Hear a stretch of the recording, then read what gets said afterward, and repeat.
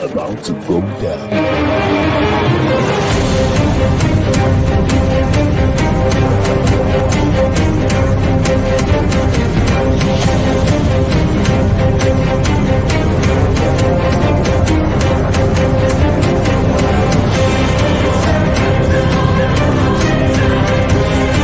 It's lovely pass, and here he turns cleverly. Can he find a finish? Oh, he can! Skilled by Joshua, and a return right hand. Good counter right. Bullen is hurt. Second right hand. That clipped him as well. Now he goes in for the kill. Well, Ricciardo is inching into the lead, and Ricciardo that win the Italian Grand Prix! Iguodala running the floor.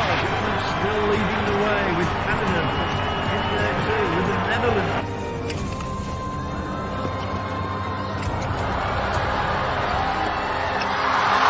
And Musa makes it 4 goals in 2 World Cup matches.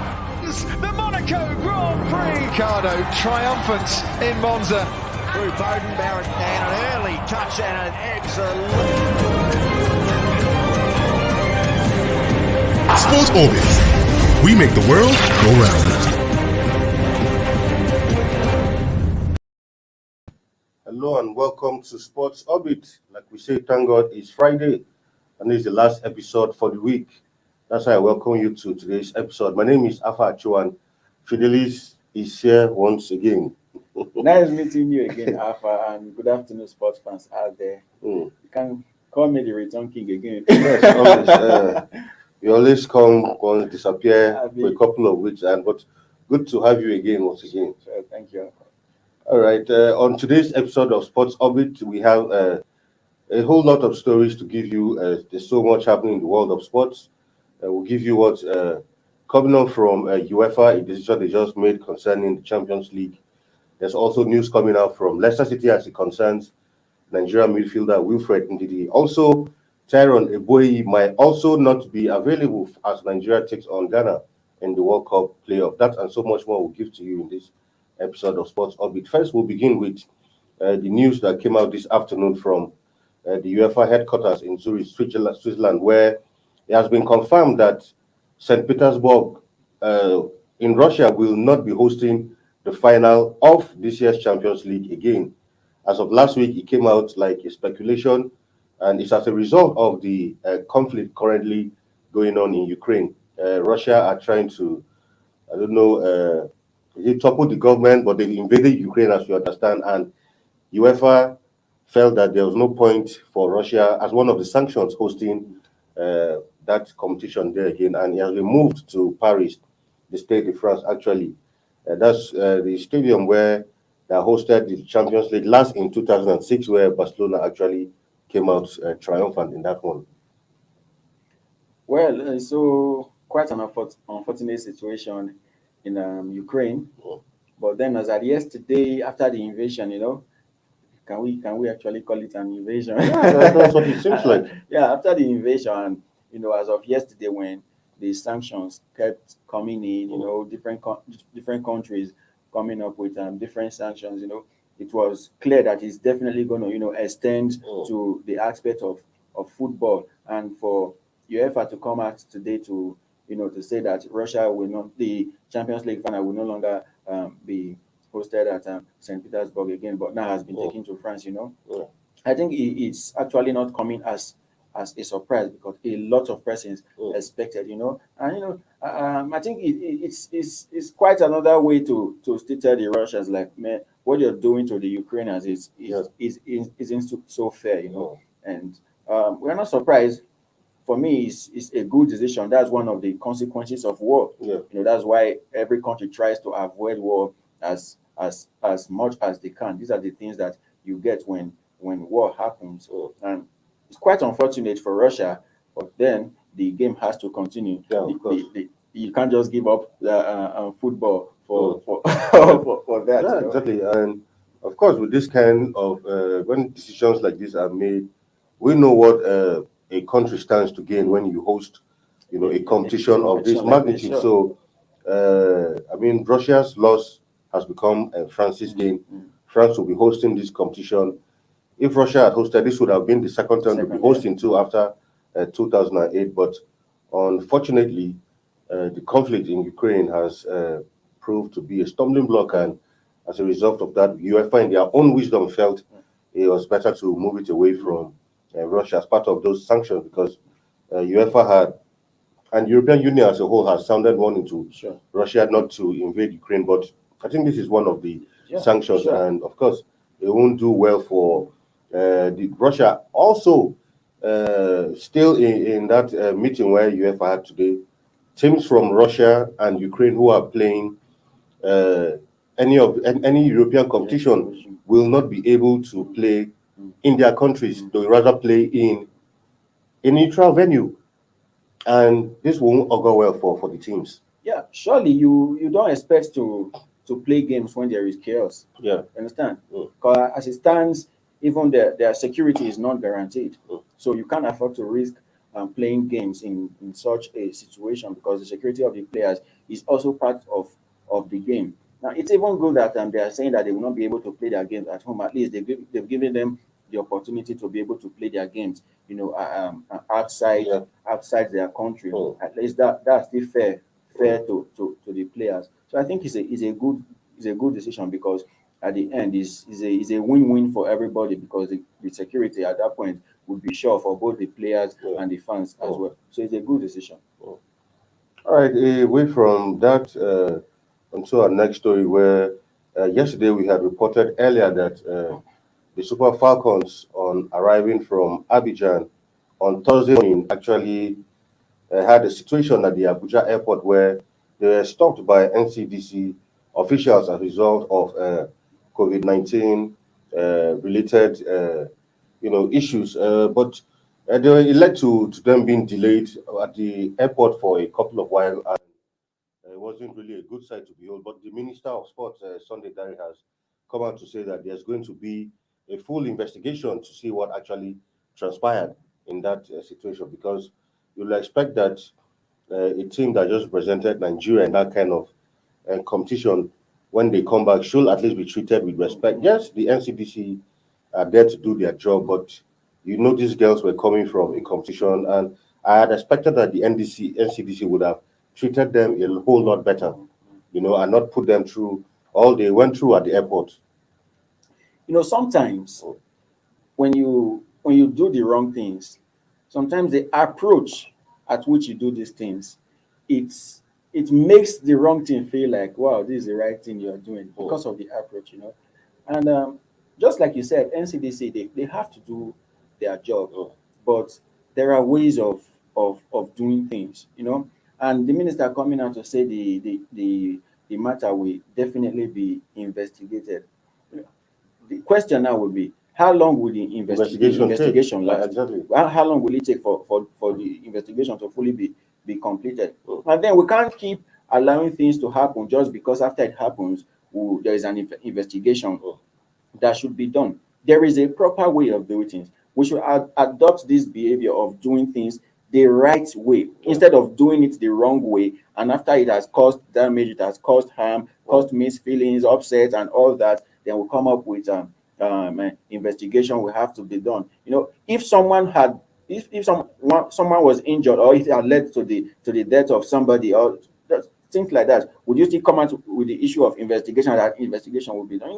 There are ways of doing things. These people, they've qualified Nigeria for a very important competition. If it were some other countries, they would be welcomed with roses, singing praises at them for qualifying Nigeria for such a competition. But here they are coming back from such a task, and all we had to do is to keep them at the airport for hours, as if they are exactly. As if they are illegal immigrants, or strangers. Yeah. It wasn't really because even immigrants sometimes are better welcomed than the way we welcome these girls. It's really not good. I think we should try to see how we can adopt the right mindset and see how we can do things the right way. You understand? Even though the NCDs have to do their job, sit these players down, let them understand why you are keeping it. Because from that video, it was even clear that most of the ladies didn't even know why they were being kept and held down just like that. So because these are persons who traveled on Sunday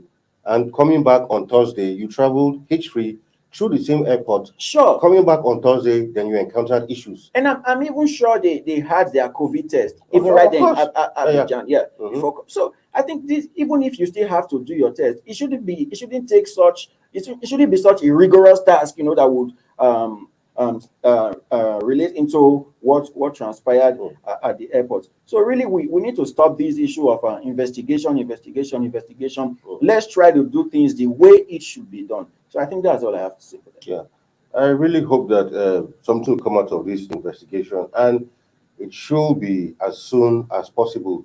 Not one of those investigations where we don't hear anything, because I don't think this is an investigation that should take maximum 2-3 days. A matter of phone calls, calling one or two persons who were in charge, what went wrong will be enough to do it. So it shouldn't be another avenue for having a jamboree in the name of conducting an investigation. Anyway, away from that now to a player of the Super Eagles. I was talking about Tyrone Eboyi, who reports suggest that he might in fact, he will likely miss that all-important World Cup qualifying playoff between Nigeria and Ghana, and this is due to an injury he sustained over the weekend while playing for his club. I think that's a big blow to the young man, and also a blow to Nigeria, because Tyrone, yes, you could say that Aina has locked down that right back position, but it's always good to always have a backup. What if in the course of the game the coach needs to change tactics or change strategy? Who do we call upon? So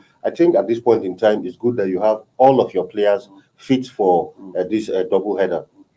Yeah, sure. Quite unfortunate for Eboyi. Just like you said, Aina has actually, locked up that position. But then Eboyi definitely is a reliable alternative for such a position as well. And at this time, we can't afford to be losing our players to injury, especially now that we are hoping to get a very compulsory win over Ghana to qualify for the World Cup. So it's quite unfortunate for Eboyi that he will be missing out on that very crucial match against Ghana. But I really wish him a quick recovery, even though the news says that he's going to be out for quite a couple of weeks. But I really wish him a quick recovery.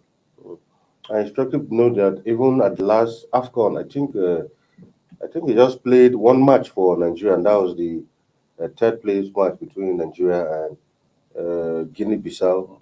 He didn't taste plenty of action. He's been in and out of the team a couple of times now, and this injury will further, slow his progress in the national team. So that's a big blow to this one. We here at Sports Orbit just wish him speedy recovery so he can get back to doing what he loves doing best. Anyway, away from that now to another Super Eagles player. This time around, talking about Wilfred Ndidi, where yesterday the report of Leicester trying to give him a new long-term contract, but as of today, reports suggest that that deal is yet to be signed. Nothing concrete has happened, and Leicester are actually at the risk of likely losing him to one of the top guns. In recent times, there have been speculations about him moving over to either United or Aston Villa. A couple of big clubs have been watching closely at him, and especially due to his importance to Leicester City, Leicester are afraid that they might eventually lose him, even though he still has 2 years to run on his contract. Yeah, sure. Even though Leicester City as a club, they are not doing so well in this very, very, very season, But then losing a player like Ndidi is something they should worry about, because he's a very key player in the Leicester City squad, especially at that midfield. And he's one of the best midfielders in the Premier League. No doubt about that. In the Premier League. So losing such a player to other clubs is something they definitely need to worry about. But then you just can't keep a player down. This is his career. Everyone prays for better days. Yeah, sure. Not like even the report from Leicester said that they can't guarantee to keep him if a club like United shows a strong interest. A strong interest. Yeah. Sure. And playing for United, being one of the top teams in a Premier League, is good for his career. Yeah. He's worth it.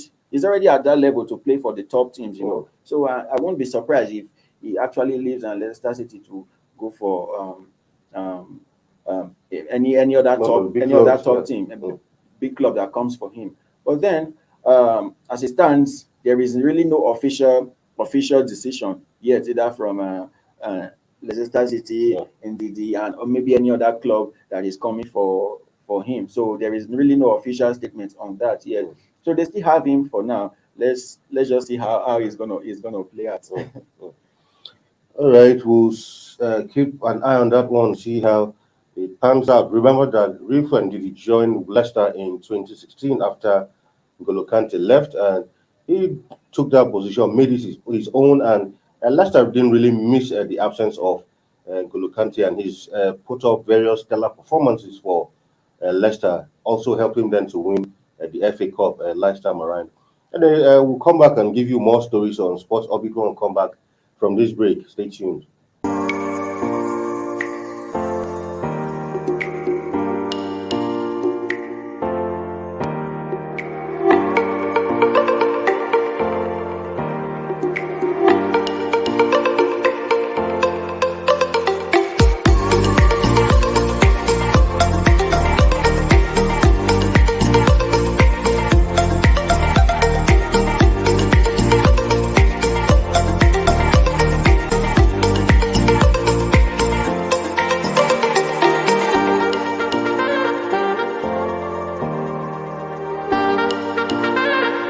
For sponsorship and advert placements, please contact 080-3688-6158. Last Word Leadership Podcast Studio. You have the last word.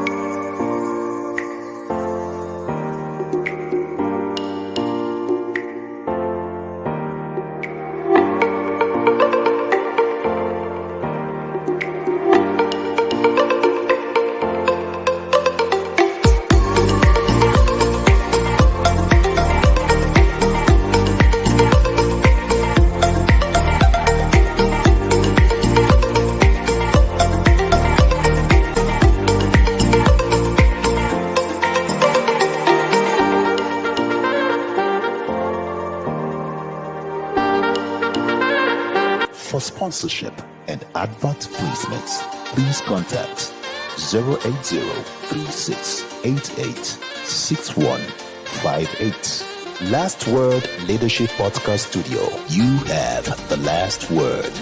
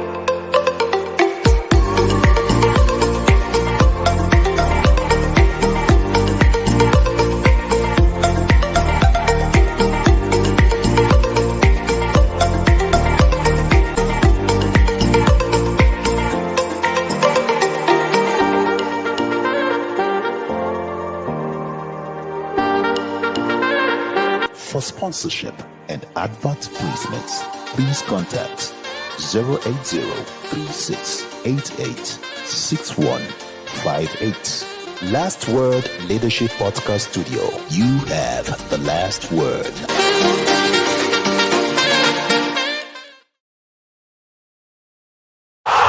Sports Orbit. We make the world go round. Welcome back from that short break. You're still on to Sports Orbit. On to volleyball now.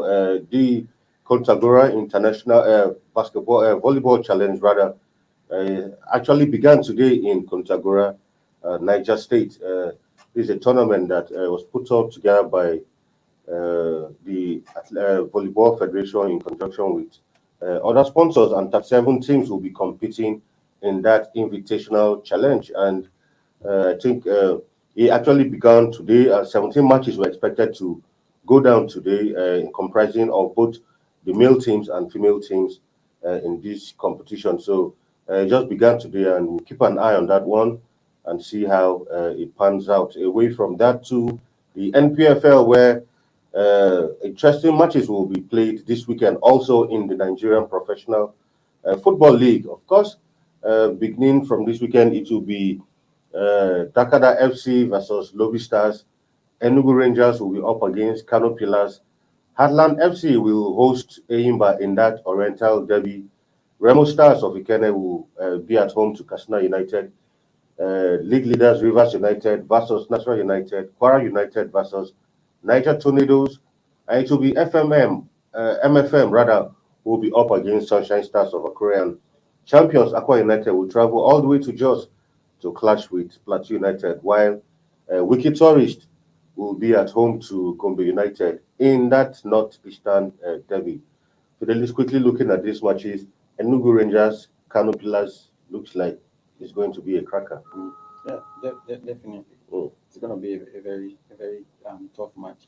But then my major concern is now Remo Stars losing that top position to Rivers United. Yeah.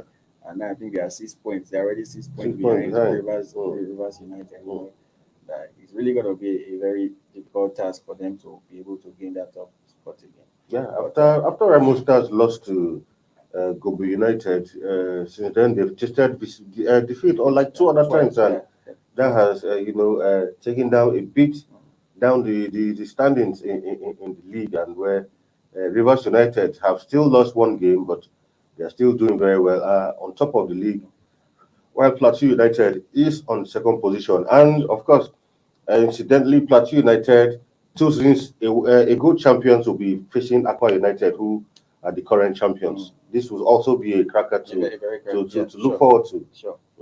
So it's just week 14 actually. Yeah, you know, there's still a lot of time for a lot of things to still happen. You know, so definitely some teams are going to become top, and other teams are still going to top just like that. There's still enough time for them to see what they can do with their games. So I just hope Rainbow Stars will be able to top the table again, because it will actually be a shocker, you know, if they go on to win the league this season.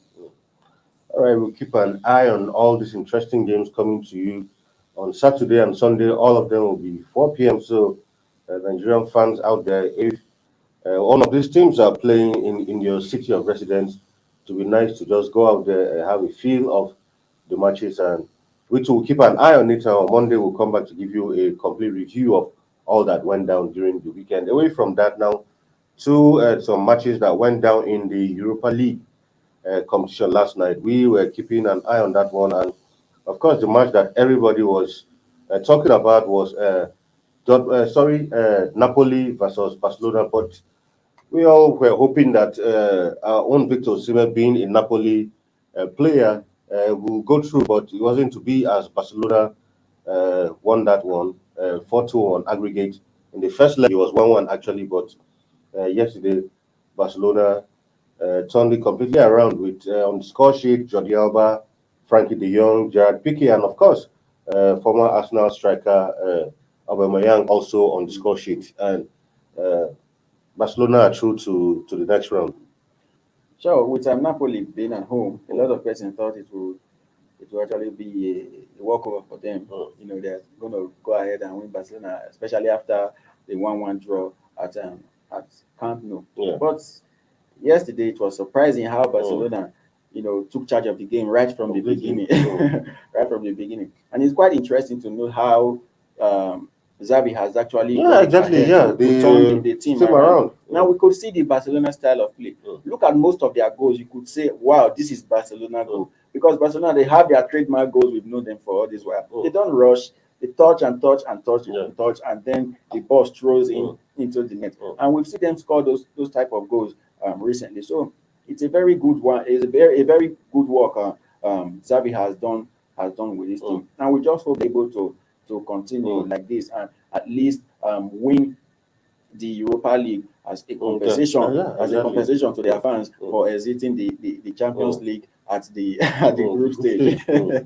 No, and it's troubling to know that when this appointment was made initially, I was one of the few people who actually believed in Xavi. I remember shortly before he was appointed, right here on Sports Orbit with Self. We talked about it, and some people felt, being an ex-player, he doesn't have much experience. He was coaching in the Saudi league. The Spanish La Liga is not the Saudi league. But I said, look, this guy has been at Barcelona practically all his life. He understands what Barca is all about. And there's this thing about bringing players from the system who knows the system. I gave an instance of a Guardiola. Before Guardiola took up the job, Guardiola was nobody knew him as long as coaching was concerned, and he came from the Team B, took over Barca, and look at the kind of coach Guardiola is, and I think Xavi is clearly following in those footsteps. Sure. Yes, in the first couple of matches when he came, wasn't doing too well, but I think he has seemed to find his rhythm, and of course brought back a couple of players, bringing David Alves back, bringing Aubameyang, a couple of players, and he's been able to integrate them and use them properly. And they are delivering. Yeah, that's the most important part. They are delivering. Now they are scoring goals. At the beginning of this season, just like you said, when Xavi was still struggling, we could see at times, there is even one of the matches where they scored 3 goals. And I think the match later ended 3-3. Yeah. So most of the time, you see them 1-0. By the end of the match, you see 1-1. They were just struggling to score goals. Though at that, they were still trying to play well, but in their attack, they were still struggling very, very much. But now we could see them scoring the goals, which is the most important part. They are scoring the goals and they are playing well. So he deserves some commendation, for what he has done with the team. Yeah. Another match of interest that went down yesterday was Rangers versus Borussia Dortmund. It ended 2-2, but 6-4 aggregate, and Rangers are through. Of course, Joe Aribo and Leon Balogun were in action in that one, and congratulations to them for moving on to the next round. Away from that, of course, the draws were also held today. If we have that, let's look at that. Although so in the draws now, of course, it will be Barcelona playing against Galatasaray. Yeah, I think Atalanta, Bayern Leverkusen, Olympic Lyon will be up against FC Porto. Rangers will be playing against, I think that should be Genk of Belgium. I can't remember, or Red Star. Then it will be RB. Leipzig are also in that one. Then West Ham will be up against Sevilla in that one. So we'll keep an eye on all these fixtures. Also, anyway, quickly away from that, yesterday matches also went down in the English Premier League, where Arsenal had to come from behind to defeat Wolves 2-1. They had to take almost a stoppage time goal from Alexander Lacazette to give the Gunners all 3 points. That match started brightly. Wolves started on like a house on fire, scoring the early goal, but the Gunners equalized and eventually wrapped it up. And of course, this weekend also there will be interesting matches going down in the English Premier League. And quickly, let's have a look at that and see what to expect this weekend. Of course, it will be the big one. There will be though that's some still away. Of course, it will be West Ham versus Wolves United, Chelsea versus Leicester City. That should be a tough one. Also, Everton versus Man City, Man United versus Watford, Crystal Palace versus Burnley. Then Aston Villa will travel to meet Brighton, Brentford versus Newcastle, Leeds United, Tottenham, and Southampton, Norwich. Quickly, Phyllis, what do you expect from these games? Well, Manchester City, Everton. Now the gap between Manchester City and Liverpool is shrinking. Just 3 points. just 3 points. And Liverpool, they are in a very good form now. Yeah. So I don't know how Man City, I don't know how they are going to do it, but at this point, they can't afford to lose games. Their only hope of winning this league is to ensure that they at least win all their matches. Yeah, that's the hope they have, because Liverpool, apart from winning matches, they are scoring a lot of goals. Yeah. That's another thing, because Man City could as well win the match based on goal, the league based on goal difference. Yeah. But now Liverpool, they are scoring a lot of goals, which also would give Man City a run for their money at the end of the season. Yeah. So I really think they need to do whatever they can now to make sure they don't lose any match. And Liverpool, who will be meeting Arsenal later on, those ones, they will try to make sure they don't lose any of their games, and hope Man City loses even just one of their games. So it's Another tough game will also be Chelsea versus Leicester Chelsea versus City. Leicester City. But Leicester City, we know they are not Doing in too well, top yeah. form. They are not doing too well at this time. While Chelsea, on the other hand, playing at home, and now they are playing so well. So I won't be surprised if Chelsea as well goes on to win Leicester City in that match. But then it's a game. Any team can pull up surprises, as I always say. And Leicester City, of course, is one thing that you just cannot push aside. They can come up with a win at any time, even when you least expect them to win. And especially now that they are playing against Chelsea, they just have to prove their worth. So I think that would be another tough match at the weekend. Then Aston Villa. Yeah. Aston Villa, Brighton, I think I'll give that to Aston Villa. Yeah. I'll give that to Aston Villa to win that. Then we'll look on to Liverpool and Arsenal, which will be coming on later on, I think next month. Yeah. So a bit far off. All right, we'll keep an eye on all of these mouth-watering clashes during the weekend. Don't forget that the Nigerian Professional Football League also matches will be going down during this weekend. Also, Fidelis, once again, thank you for talking sports with me in the studio today. All right, viewers, that's all we have for you on today's episode of Sports Orbit. Remember, this is the last episode for the week, but on Monday we'll come back here, give you a review of all that went down during the weekend. Plenty of action will be going down this weekend, and we'll promise to give you a bumper package on Monday right here on Sports Orbit. Until we come your way again, stay safe out there. My name is Afa Acho, and have a lovely weekend out there. Thank you for watching. For sponsorship and advert placements, please contact 080-3688-6158. Last Word Leadership Podcast Studio. You have the last word.